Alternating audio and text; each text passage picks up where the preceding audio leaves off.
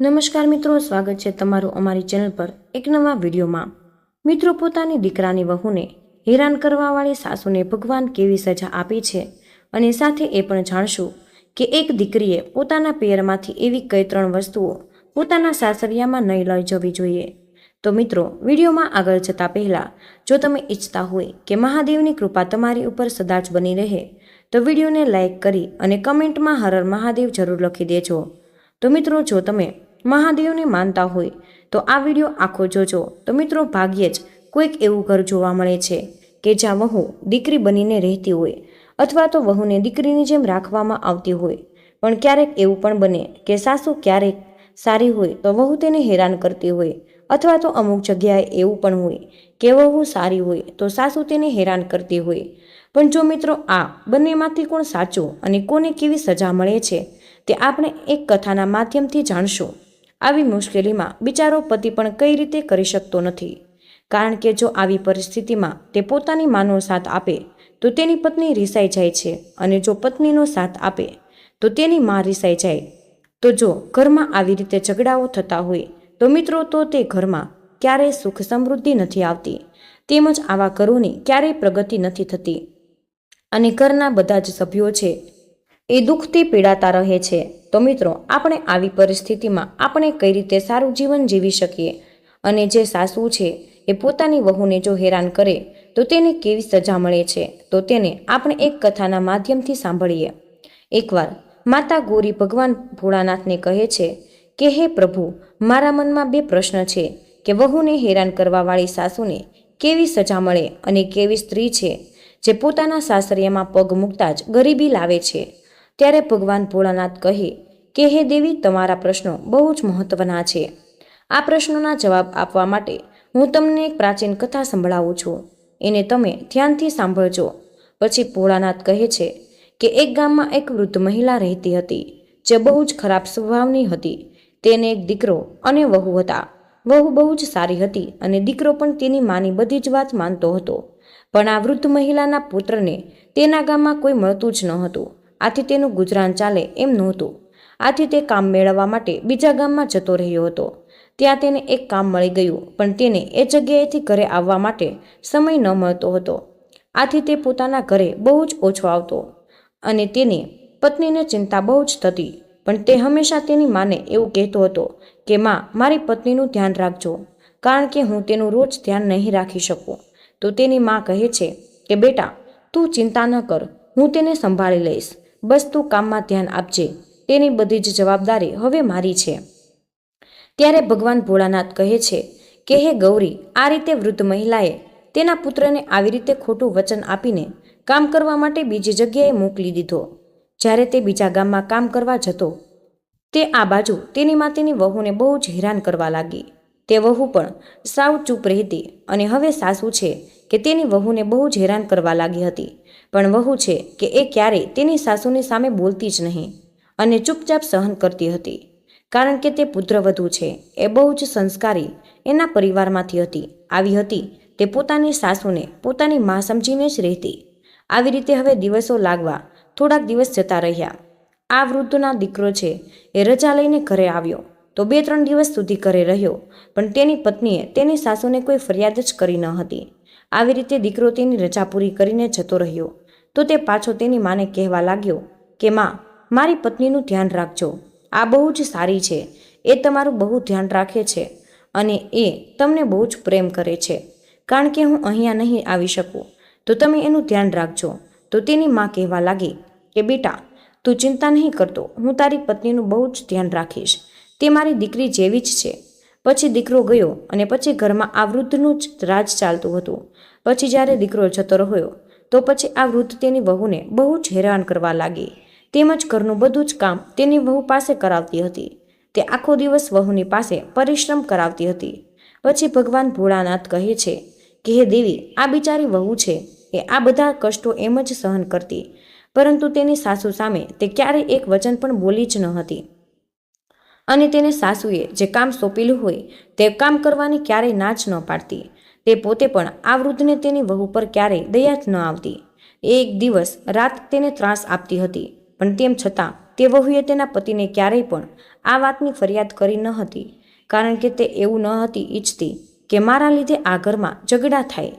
આવી રીતે થોડાક દિવસો વીતતા ગયા. પછી આ સાસુને ખબર પડી કે મારી વહુ છે એ ગર્ભવતી છે.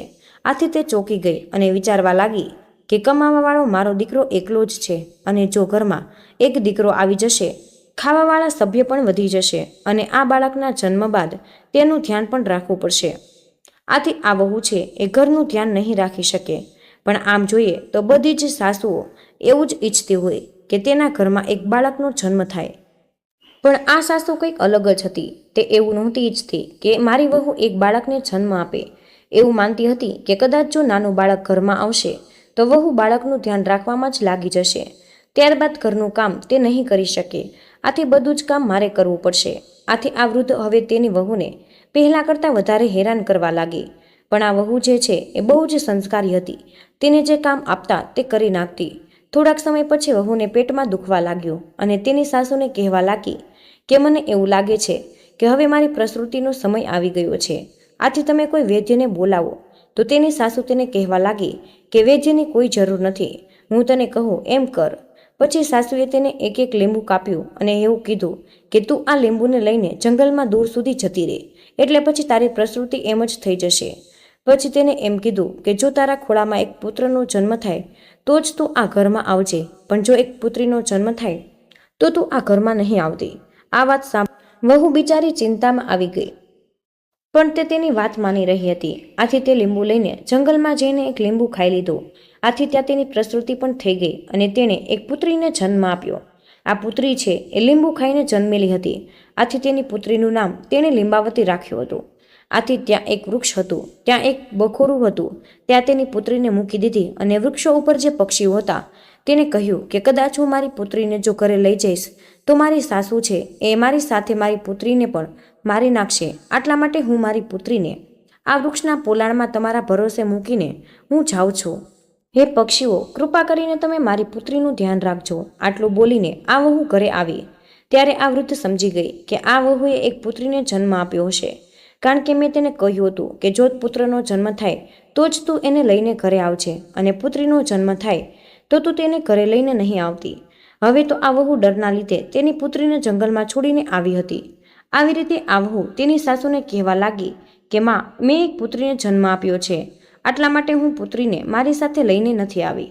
વહુની વાત સાંભળીને તેની સાસુ છે એ ગુસ્સામાં બોલવા લાગી, મારી વહુ તેના બાળકને ખાઈ ગઈ. આથી તે એક પ્રકારની ડાકણ છે. આથી હવે તેની સાસુ તેને બહુ જ હેરાન કરવા લાગી.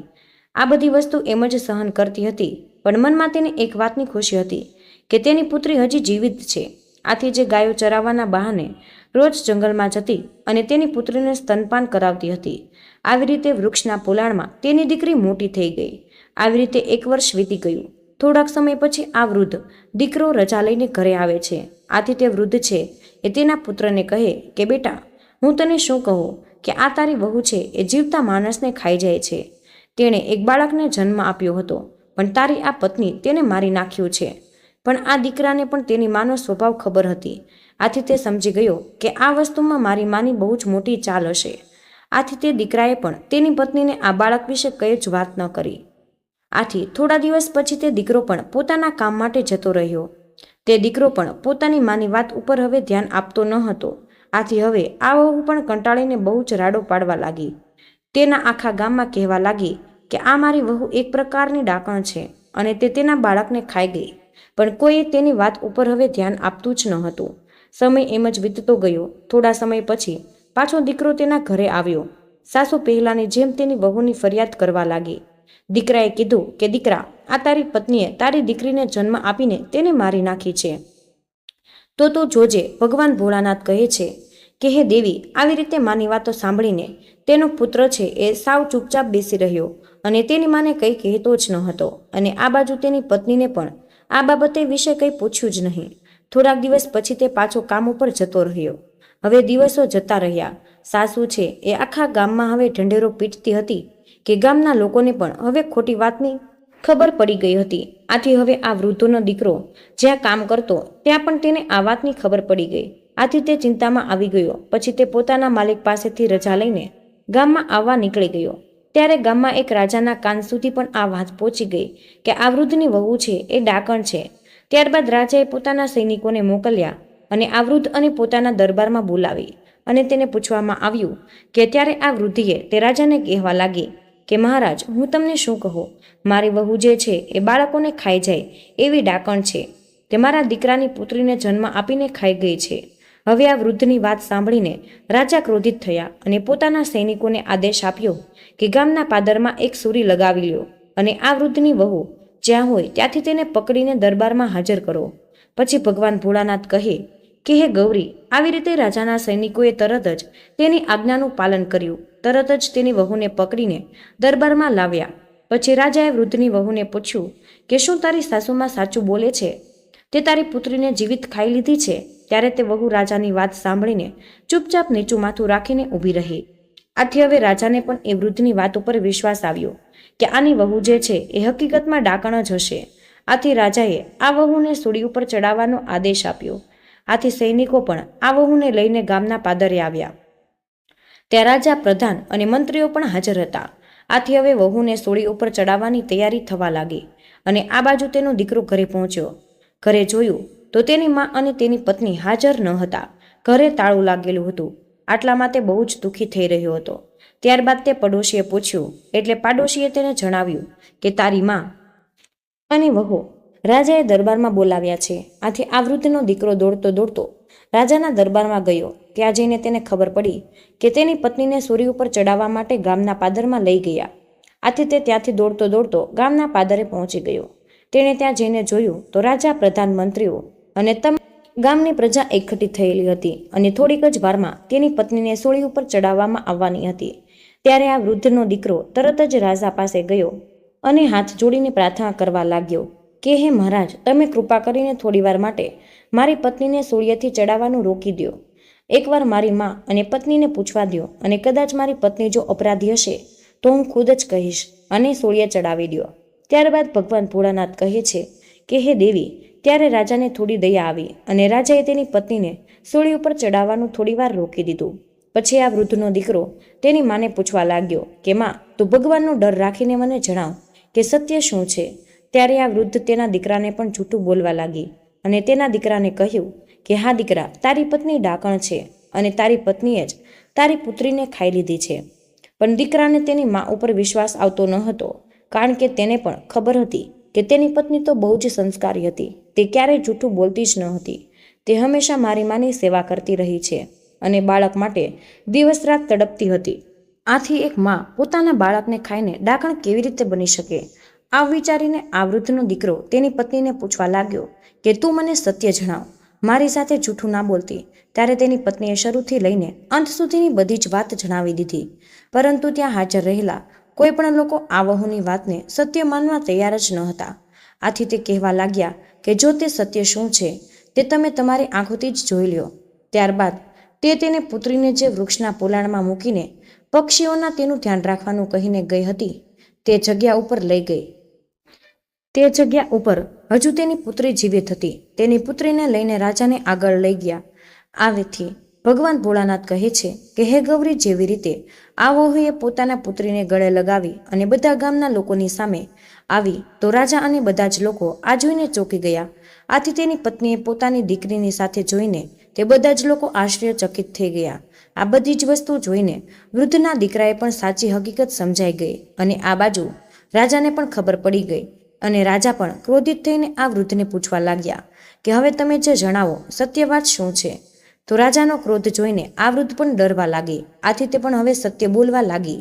ત્યારબાદ સત્ય હકીકત જાણીને આ રાજાએ આ વૃદ્ધને સૂળી ઉપર ચડાવી દીધી અને તેની વહુને છોડી દેવાનો આદેશ આપ્યો. આથી હવે વહુના સંસ્કાર જોઈને રાજા છે એ વહુ પર પ્રસન્ન થયા અને તેના પતિને કહેવા લાગ્યા કે આજ પછી તારે બીજા નગરમાં કામ કરવા જવાની કોઈ જરૂર નથી. હું તને આપણા નગરમાં જ કામ અપાવી દઈશ. હવે તું તારી દીકરીનું અને તારી પત્નીનું ધ્યાન રાખજે. ત્યારબાદ ભગવાન ભોળાનાથ કહે છે કે હે દેવી, પછી આ વૃદ્ધનો દીકરો રાજાને હાથ જોડીને કહેવા લાગ્યો કે હે મહારાજ, મને કામ આપીને તમે મારી ઉપર બહુ જ મોટો ઉપકાર કર્યો છે. પછી તે પોતાની પત્નીને અને દીકરીને લઈને ઘરે આવ્યો. ભગવાન ભોળાનાથ કહે છે કે હે દેવી, આ વહુ જે છે એ બહુ જ સંસ્કારી હતી અને તે માતા લક્ષ્મીને ઉપાસક હતી. ત્યાર પછી તે પોતાની પત્ની અને તેની પુત્રી સાથે ઘરે પહોંચીને લક્ષ્મી માને યાદ કરીને સૂઈ જાય છે. હવે માતા લક્ષ્મી છે એ રાત્રે તેને સપનામાં આવ્યા અને કહેવા લાગ્યા કે હે પુત્રી, તે અત્યાર સુધી તે તારું જીવન ગરીબીમાં જ ગુજાર્યું છે, પણ હવે તું ચિંતા ન કરતી. આજે હું તને જણાવીશ કે તારા જીવનમાં ગરીબી શું કામ આવી. તે તારા સાસરીએ આવ્યા પહેલા આ ઘર સુખ સમૃદ્ધિ સંપૂર્ણ હતું, પરંતુ તે જ્યારે પણ આ ઘરમાં તારા પગલાં પડ્યા પછીથી જ ગરીબી આવી છે. આથી ભગવાન ભોળાનાથે કહ્યું કે હે દેવી. ત્યારબાદ માતા લક્ષ્મીની આ વહુને કહેવા લાગ્યા કે પુત્રી, તું હંમેશા ધ્યાન રાખજે કે જ્યારે પણ કોઈ દીકરી લગ્ન પછી વહુ બનીને સાસરે આવે અને તેના પિયરમાંથી કદાચ આ 3 વસ્તુ સાથે લઈ જાય તો તેના ઘરમાં હંમેશા ગરીબી અને અશાંતિ જ રહે છે અને આ વસ્તુની અસર તેના દાંપત્ય જીવન ઉપર પડે છે. તેના લીધે ઘરમાં ભયંકર ગરીબી આવે છે. એટલા માટે દીકરીના લગ્ન બાદ પોતાના પિયરમાંથી સાસરિયામાં આ 3 ન લઈ જવી જોઈએ. તેમાં પહેલી વસ્તુ છે ચૂલો આવે. જો વહુ લગ્ન પછી પોતાના પિયરમાંથી ચૂલો લઈને સાસરીમાં આવે તો આની અસર એના ગૃહસ્થ જીવન ઉપર પડે છે અને ઘરમાં ગરીબી આવે છે. હવે ભગવાન ભોળાનાથ કહે કે હવે લક્ષ્મીમાં જણાવે છે કે બીજી વસ્તુ છે મીઠું. લગ્ન પછી જે વહુ સાસરીમાં પ્રવેશ કરે ત્યારે એનો ધર્મ બધાને સાથે લઈને ચાલવાનો હોય. આથી જો આવા સમયે એક વહુ જે છે એ પિયરમાંથી મીઠું લઈને આવી જાય તો એની સાથે બધા જ સંબંધોમાં ખરાશ આવી જાય છે. આથી હંમેશા આ વાતનું ખાસ ધ્યાન રાખવું જોઈએ કે પિયરમાંથી ક્યારે સાસરિયામાં ક્યારેય મીઠું લઈને આવવું ન જોઈએ. હવે માતા લક્ષ્મીજી જે કહે છે એ ત્રીજી વસ્તુ જણાવે છે કે ત્રીજી વસ્તુ છે અથાણું. ઘણી વખત માતા પિતા જે છે એ પોતાની દીકરીના ઘરે અથાણું મોકલાવે છે અને અથાણું જે છે એ ખાવામાં ખાટું હોય. આથી તે પોતાના પરિવારમાં પણ ખટાશ પેદા કરે છે. આથી આ વાતનું હંમેશા ધ્યાન રાખવું જોઈએ કે લગ્ન પછી એક વહુએ પોતાના પિયરમાંથી ખાટી અથવા તો ખારાશવાળી વસ્તુ સાસરિયામાં ન લાવવી જોઈએ. અને તારા લગ્નમાં જ્યારે થયા હતા ત્યારે તારા માતા પિતાએ પણ તને આ 3 વસ્તુ આપી હતી. આથી તારા ઘરમાં અત્યાર સુધી અશાંતિ હતી અને આના લીધે જ તારા ઘરમાં ગરીબી આવી હતી. ભાગ્યની દેવી છે એ રિસાઈ ગઈ હતી, પણ તારા સંસ્કાર બહુ જ સારા હતા. આથી તે હંમેશા તારા સાસુની સેવા કરી, પણ તારી સાસુએ તને બહુ જ હેરાન કરી હતી. આથી તેના કર્મનું ફળ તારી સાસુને મળી ગયું હતું. પણ તારા સારા સંસ્કારોના લીધે જ હું તને આશીર્વાદ આપું છું કે આજ પછી ક્યારેય પણ તારા ઘરમાં ગરીબી નહીં રહી શકે અને તમારા પતિ પત્નીનું જીવન જે છે એ બહુ જ સુખ સમૃદ્ધિથી ભરાઈ જશે. આટલું કહીને લક્ષ્મી માતા છે એ અદૃશ્ય થઈ જાય છે. આ બાજુ વહુ જે છે એ બહુ જ પ્રસન્ન થઈ ગઈ. પછી સવારે તેના પતિને રાજાના દરબારમાં બોલાવવામાં આવે છે અને રાજા તેણે ત્યાં જ કામ કરવાની પરવાનગી આપી દે છે. આવી રીતે પતિ પત્ની બંને સાથે રહેવા લાગ્યા. તો મિત્રો, આ રીતે કર્મનું ફળ મળે છે. તેમજ એક વહુએ પોતાના પિયરમાંથી આટલી વસ્તુ ન લાવવી જોઈએ, નકર એના ઘરમાં સુખ સમૃદ્ધિ નહીં રહે. તો મિત્રો, આ હતી તમારા માટે ખૂબ જ મહત્વપૂર્ણ માહિતી. આથી કમેન્ટ બોક્સમાં જય શ્રી કૃષ્ણ અવશ્ય લખી દેજો. તમને બધાને વિનંતી છે કે જો હજુ સુધી વિડીયોને લાઇક ન કર્યો હોય તો મિત્રો વિડીયોને લાઇક કરી ચેનલને સબસ્ક્રાઈબ જરૂર કરી દેજો. અને સાથે જ તમે કયા શહેરમાંથી સાંભળી રહ્યા છો તે કમેન્ટ બોક્સમાં જરૂર જણાવજો. જય શ્રી કૃષ્ણ. રાધે રાધે. ધન્યવાદ. વિડીયોને અંત સુધી જોવા બદલ આપનો ખૂબ ખૂબ જ આભાર.